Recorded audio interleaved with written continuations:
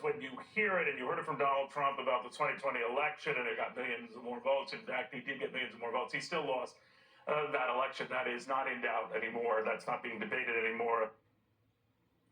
Fox News host Neil Cavuto with another fact check on Donald Trump, this time about his election loss in 2020. Both Trump and President Biden. I just wondered that, Willie. What if Fox News viewers who are lied to with great regularity on some of these issues, what do they think when Neil Cavuto is there going, yet no, none of that's right?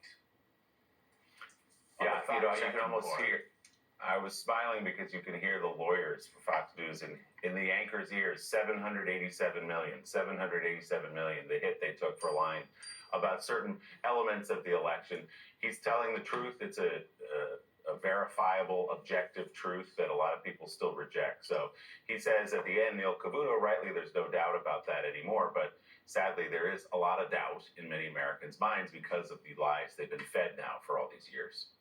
Well, yeah, for so many years, and so a majority actually of Republicans believe the lies that are spread by Chinese religious cults and, unfortunately, by networks in America and politicians too. But we showed very briefly that clip of Biden going to the border, and we heard at the end of Way Too Early, we heard that there's a belief, Swazi believes, hey, he won on Long Island by leading into the issue.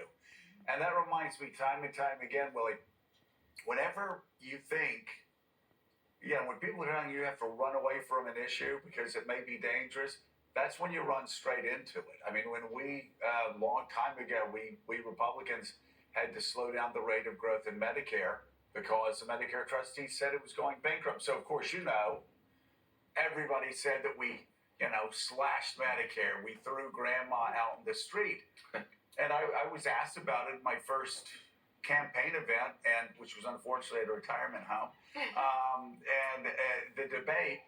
And then, I got attacked by the Democrat. I said, well, okay, you know what? I'm going to make this entire campaign about Medicare. And I've told this story before. You would think that would hurt me with senior citizens. I actually had the highest approval rating among senior citizens at the end of that campaign for like 150 districts that, a pollster, Glenn Bolger, Republican Opinion Strategies, polled. I ran into what was supposed to be the great weakness.